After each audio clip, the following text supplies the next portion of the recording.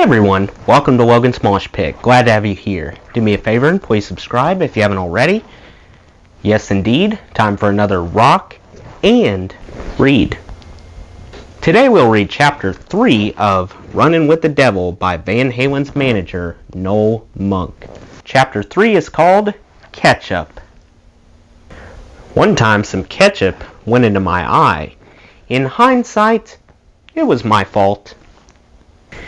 Here we go. We were monsters, all of us. Not just Alex, Edward, David, and Michael, but also the roadies and the support staff, and anyone else who joined us on the road. I include myself in this group, and when I say monsters, I don't mean that in a malevolent way. I mean that when you're on the road with a young and hungry rock band on the cusp of stardom, the usual rules of decorum that one adheres to in polite society simply do not exist. Spend 6 months on the road, sleep in buses and hotels, perform 100 shows before drunken, adoring fans, and see what happens to your moral compass. Things just get twisted. Look, no one gets into the music business because they want a sensible, safe, and boring 9-to-5 routine. Quite the contrary, in fact.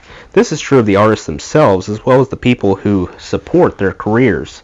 You get into the music business because you enjoy the excitement of working with the stars or trying to make the unknown but promising musician become a star. Sure, the perks of the job are enticing as well. The drugs, the women, the opportunity to rub elbows with the rich and famous. But don't think for a moment that it's a walk in the park. The work is hard and sometimes tedious. The hours interminable. There is no division between personal life and professional life. Not if you're doing the job right. For better or worse, the job is your life. Whether you are an artist, record company executive, promoter, or manager, the perks and money can be amazing. But unless everyone does their job correctly, and fate smiles upon you as well, the artist will never develop into stars and no one will make any money. And the perks dry up quickly. The goal is to make the musician into a rock and roll deity, someone bigger than life. Then everyone rides the train for as long as possible. I knew from experience that the ride was often short and unglamorous, but Van Halen was different, and they were different from the very beginning. Despite the issues with the Oregon Ballroom show, there was certainly cause for optimism, and by the time we had a week under our belts, optimism had metamorphosized into something much more concrete. You had to be deaf, dumb, and blind and stupid not to see that this band was going to be something extraordinary. Sure, the set was brutally short, leaving David little time for his signature raps, but he was obviously a gifted and confident frontman who moved with the grace and agility of an athlete. Whatever range his voice might have lacked was offset by his stage presence and covered neatly by Michael's backing vocals. Edward was a mighty force of nature. I was too busy to see much of that first show, but after seeing Van Halen perform its next 2 shows in Springfield, Illinois, and Indianapolis, I was convinced I had landed the job of a lifetime. And the primary reason was the guitar playing of Edward Van Halen. Holy! I heard people yelling, "This guy is like Hendrix." Now, I was never out on the road with Jimi Hendrix, but I had heard and seen him play enough to know that this was a comparison one did not make lightly. Hendrix was the acknowledged greatest of all rock and roll guitarists, and to invoke his name in the same sentence with almost any other guitar player, especially one barely out of high school, was to risk being accused of blasphemy. But such was the burden foisted on Edward from the moment Van Halen was released on an unsuspecting public. Still, I knew from experience. In the summer of '69, when I was stage managing at the Fillmore East, I had worked with everyone from Jefferson Airplane to B.B. King to The Who. That year I saw Jimi Hendrix twice, the first time from a sound booth at the Fillmore East, and then a second time on the last day of Woodstock from the light booth I was perched in, where I watched him play his legendary version of the Star-Spangled Banner. I came to believe that it was a legitimate comparison, just as I came to believe that Van Halen compared favorably with any band that I had ever gotten to know up close and personal. Since then, I had been doused in LSD by the Grateful Dead, I had shared shots of Southern Comfort with Janis Joplin, and I even fixed Chuck Berry's amp for him. He was so grateful he offered to sing at my wedding. He didn't, but that's beside the point. I've been out on the road with David Sanborn, James Taylor, Bonnie Raitt, Tom Waits, the Sex Pistols, and countless others you might not know. The only band with which I traveled that compared to Van Halen in the late 70s and early 1980s was the Rolling Stones. I don't think even they were as dynamic. I'm not saying Van Halen was a better band than the Stones. I'm talking about the power of a live performance, the ability to captivate an audience. Van Halen was the best I'd ever seen. And I'll say this, as great as Keith Richards was in his own genre, he couldn't touch Edward for the sheer musical brilliance and innovation. So was I excited about the prospects of Van Halen breaking out? You bet your ass I was. This was not like going out on the road with a half-formed band that had been playing mostly covers in small clubs. Van Halen was a band that seemed almost instantly to be at the peak of its powers, in part because they had been writing and playing for years, accumulating the catalog and charisma of a seasoned band, one just dying for its big break. And here it was. I still get goosebumps even thinking about it. Standing just off stage with Van Halen in those first few weeks was one of the most exciting experiences of my professional life. They were playing brand new material off probably the best debut record I'd ever heard, and playing it with attitude and energy like nothing I had ever seen. Incidentally, about that first record, I was introduced to most of it live as performed by the band 3 times in that first week. It wasn't until we finally got a day off that I listened to the actual recording, and that's when I knew these guys are going to be unstoppable. After Indianapolis, our third show in as many days, we had a day off. But the respite was short, as we were scheduled to do a show in Madison, Wisconsin on March 7th. That morning, I continued my wake-up calls to the band. I had been doing it for many years and had grown accustomed to the abusive reaction my voice seemed to provoke at that hour of the day. For some reason, musicians just don't like getting up early. "Good morning," I'd usually say in as cheery a voice as I could manage. "Bags in 30. We leave in an hour." This was a routine that lasted until the end of every tour and almost always resulted in some version of the following response. "You know we just went to bed." Like that was my problem or my fault, or I had any control over the schedule. Well, actually I did, but once it was set in stone, there was no changing it. A tour manager's life is dictated entirely by the clock. If he falls behind, everyone falls behind.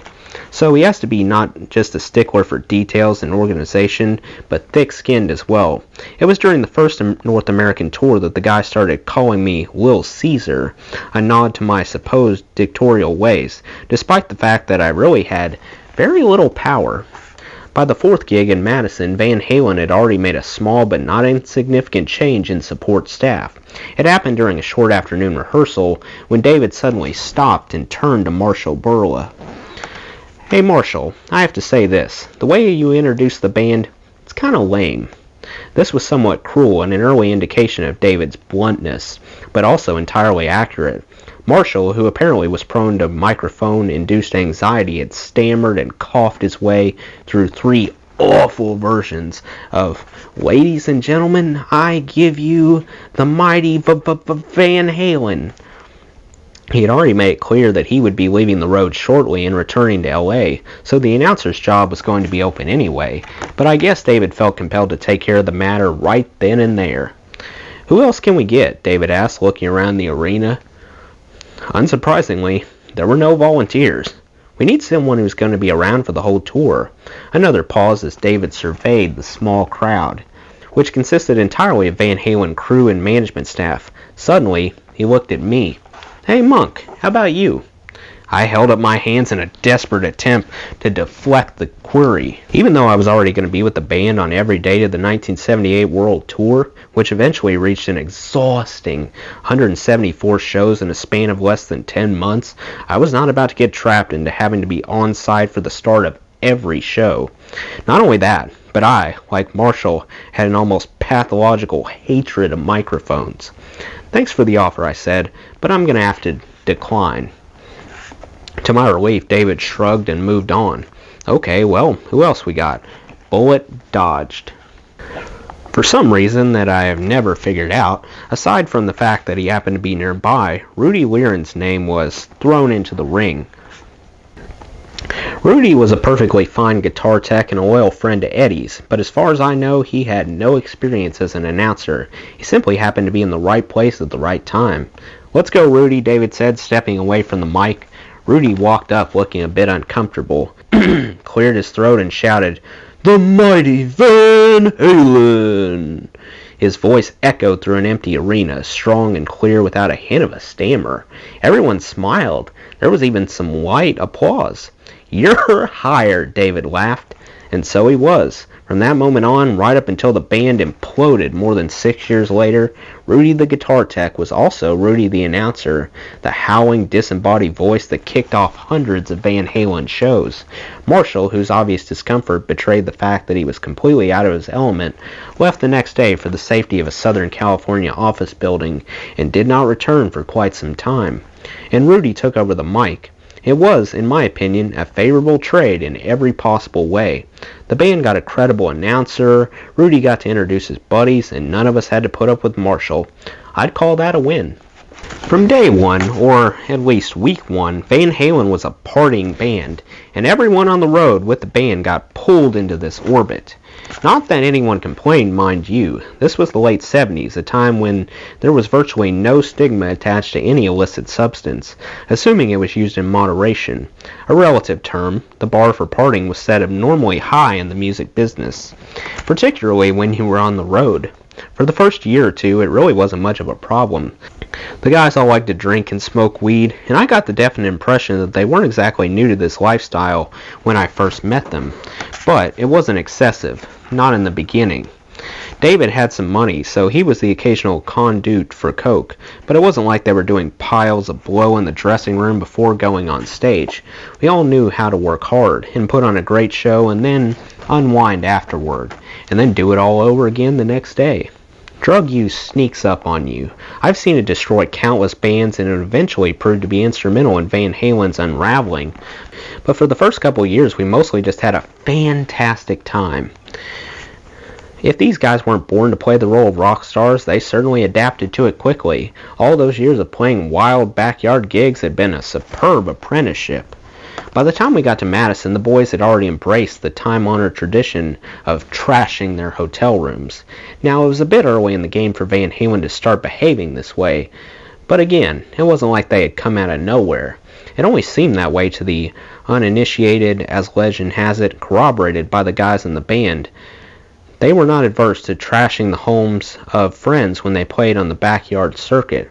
Manners flew out the window, along with tables, chairs, lamps, and anything else that was of little obvious use and had the misfortune not to be nailed down. I had been with other bands that had trashed their surroundings, but they had nothing on Van Halen. Madison was a 2-night stay, and as the damage accrued, I realized that we weren't going to be simply able to sneak out of town without being held accountable, and frankly, I didn't want to do that. I knew that at some point I would have to speak with the hotel manager, try to put as positive a spin on the matter as I possibly could, and agree to pay for any and all damages. What I hoped to avoid was any sort of police involvement or bad publicity. Fortunately, this was decades ahead of social media, when every inappropriate celebrity act is recorded by someone and instantly uploaded to the internet. Van Halen was not yet big enough to attract much in the way of mainstream media attention, so the band could beat the out of a hotel room and no one would really care, as long as we agreed to pay for the damages. This particular room was nearly destroyed. Not only was furniture broken or heaved out the window, but the room itself had been smeared with ketchup. And when I say smeared, I am not being hyperbolic. It was here, you see, that I was introduced to the Ketchup Queens, a pair of delightful and exuberant groupies with a bit of a fetish for condiments. When I walked into the room, I saw two beautiful girls, completely naked, lying next to each other on one of the hotel beds.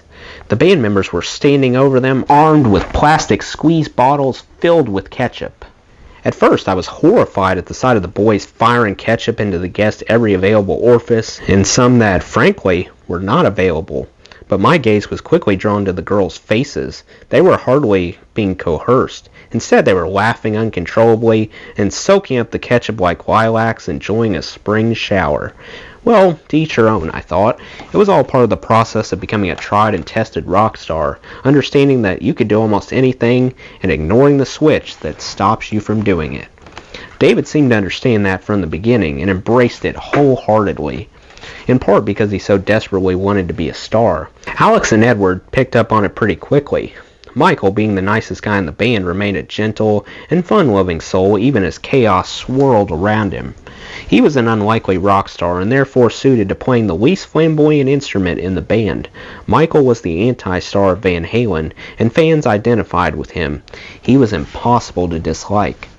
"Michael, it's a good thing there are only 4 strings on a bass," I'd tease. "That way, you won't get confused."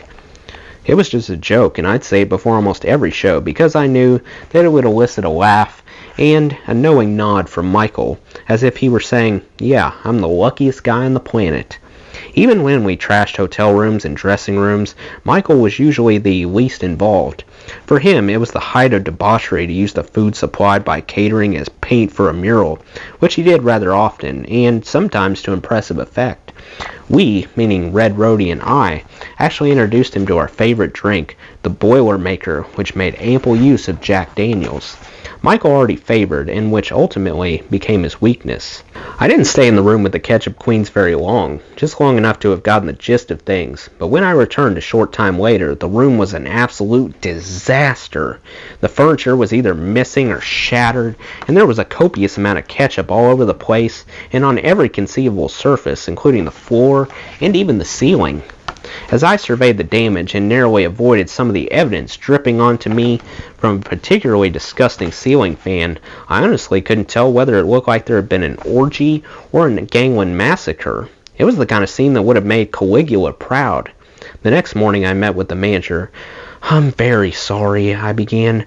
"There's really no good explanation for the condition of our rooms." "How bad is it, Mr. Monk?" he asked. An image of the previous night's debauchery flashed across my mind's eye. I winced. Then I choked back an urge to laugh. "Not great," I said, and then I gave him the gory details. By the time I had finished, the manager's face had turned red. "Really, it's unusual for them to behave this way," I added, lying through my teeth to the poor guy. "They're a nice bunch of young men. Maybe there's something in the water that caused a personality change." The manager laughed. "Mr. Monk, you're not the first band that has ever stayed in our hotel, and you're not the first to wreck one of our rooms." I let out a sigh of relief. "Okay, what do we do?" "Very simple," he said. "Just write a check." I went upstairs and called the boys into my room. I explained that the hotel manager would not be pressing any charges and that he had graciously agreed to simply allow us to pay for the damages. He would be up shortly to survey the carnage and give us the bill. "Do we have the money for this?" David asked. "Don't worry," I replied. "Warner Brothers will be picking up the tab." They all smiled and exchanged high fives. "That's great," Noel Edwards said. "Good job." "Thank you. Of course, eventually it'll come back to you." "What do you mean?" "It's called recoupment, boys. I'll explain later." It would be some time before they grasped this concept, that everything came out of their pockets. For now, though, they seemed satisfied with my explanation, and with knowing that there would be no further consequences. After the manager had surveyed the damage, presumably made an appointment with his shrink, and put together an itemized bill, I paid with plastic. "We appreciate your understanding and professionalism," I said, "and your discretion." He nodded. "And we appreciate your business. Feel free to come back." He paused, smiled. "You'll get the floor that's being renovated." Sometimes the trashing of hotel rooms was simply the byproduct of boredom and entitlement. This was not a normal lifestyle we were leading. Throw in some groupies and copious amounts of mind-altering chemicals, and you have a recipe for destruction. It rarely stemmed from any sort of hostility. It was just childish and irresponsible, and quite often a lot of fun. But there were occasions when interpersonal dynamics and fragile band relationships factored into the equation. I'm talking specifically about the deep and unusual bond between the brothers Van Halen. It was fairly early in the tour when I saw them go at it for the first time, but it would not be the last. Look, I get it. Families are complicated and codependent organisms. I grew up in a dysfunctional household myself with an alcoholic father and an abusive mother. My sister and I both suffered in this environment, and because of that, I'm no stranger to the complexities of family dynamics. Still, the Van Halen brothers seem to test those familial bonds to an extreme, beginning with their relationship to their father, Jan Van Halen. The first few times I met Jan, I found him to be a likable man who had led an interesting life. He obviously loved music and wanted his sons to succeed. Most of what I learned about Jan's life was revealed during sessions the two of us shared at a local shooting range in Los Angeles. Jan enjoyed making his own ammunition and collecting and trading weapons, but most of all he enjoyed shooting. Does this make him sound like a scary guy? Not to me. I've been around guns most of my life and know that they are only as dangerous as the hand in which they are held. Which, of course, is not to say that everyone should own a gun. But Jan seemed like a reasonable enough fellow, although he had that peculiar way, not uncommon for the Dutch, of seeming both laid back and intense at the same time. Still, we shared many good times together. The shooting range we visited most frequently was close to Jan's house. We would swap old stories, and his were always more harrowing than mine. And as I got to know Jan a little better, I saw a behavior that I found odd and frankly unappealing. For one thing, he was an alcoholic. Forget for a moment that drunks and drug addicts shouldn't mess with guns. Jan always seemed responsible in that particular area. It was the way he talked about drinking and how it affected his kids that gave me pause. I don't doubt that Jan loved his children, but he had an odd way of showing it and of attempting to foster that love. For one thing, he believed that one of the best ways to bond with his boys was to drink with them. I'm not talking about a father sharing a beer with a couple of grown children of legal drinking age. I'm talking about a guy getting faced with his teenage boys in the hopes that the camaraderie of drinking would encourage honesty and transparency. Booze would enhance their relationship to such an extent that there would be no secrets. Jan would be a cool dad whose kids would tell him everything that was happening in their lives, the good, the bad, even the ugly. Now, it always seemed to me that Jan utilized this method to excess, to put it mildly. By the time these guys got around to bonding and communicating, they were too blasted to discuss anything of substance. To me, it all seemed completely pointless, and probably just selfish on Jan's part. It was a way to rationalize his own drinking and to avoid the admittedly hard work of raising responsible children. Instead, he was an alcoholic father blatantly passing the torch or bottle to his sons, who would also become alcoholics. I suppose this hit a nerve with me because I too had grown up with an alcoholic father, although mine was more obviously abusive than Jan. Still, I understood the pathology and had suffered from it firsthand, so even though I liked Jan, I couldn't help but question the wisdom of his parental strategy. I heard similar stories from Alex as well. He used to tell me that he felt like he got along best with his parents when he was completely smashed. Not when he had had a couple of drinks, but smashed. And when Alex used the word smashed, it carried weight, since it took more to get Alex loaded than almost anyone I had ever met. By the time I met Alex, he was already well down the drunken highway, drinking copious amounts of Schlitz malt liquor on a nightly basis. I liked their mother Eugenia, but she was a complicated and unhappy woman, and my affection was born largely of compassion. You see, she suffered from what I can only assume was a type of mental illness, represented most glaringly by an irrational and sometimes paralyzing fear of Jehovah's Witnesses.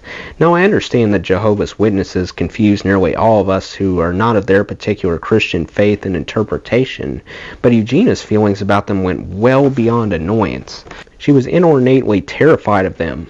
I don't know the origin of this phobia. During World War II, Dutch Jews and Jehovah's Witnesses, among others, were rounded up and hoarded away in concentration camps. I knew only that it was excessive and irrational. Eugenia firmly believed that Jehovah's Witnesses had followed her from Amsterdam and were trying to destroy her. She would pull you aside as if she had a secret to tell you.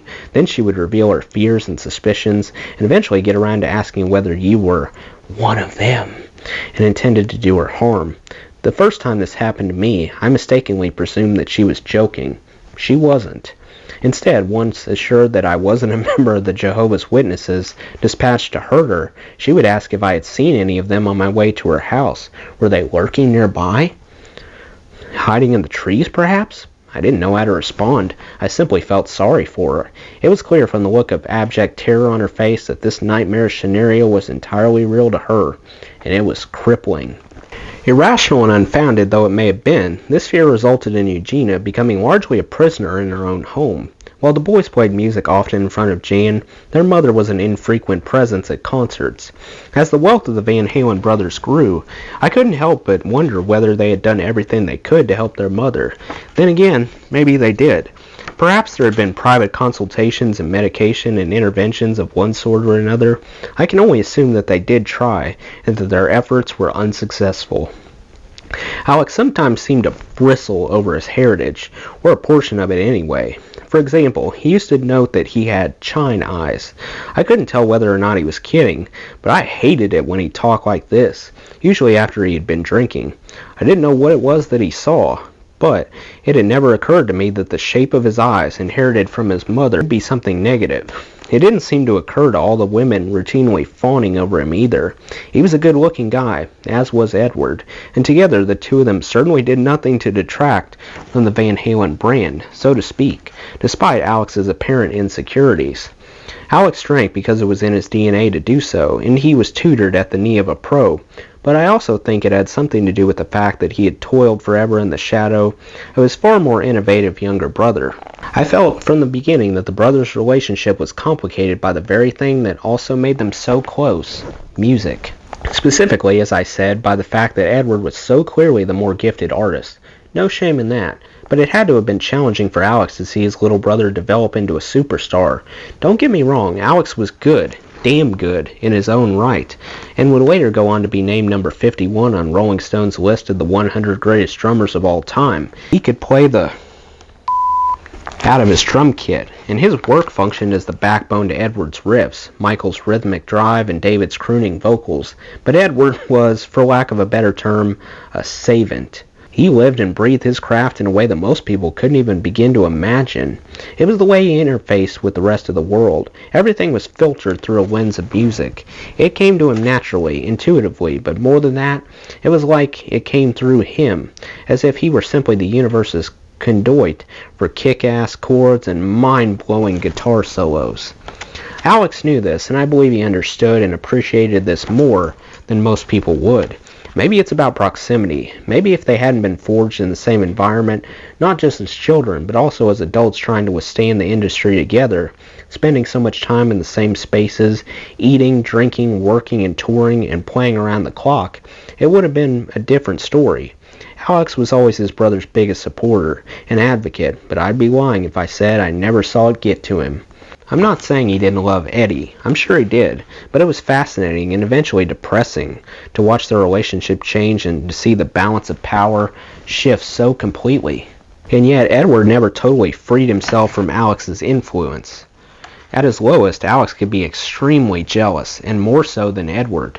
Alex could be inscrutable, if not downright mean, especially in the band's later years, and by later I mean near the end of my tenure, as he fell completely into the abyss.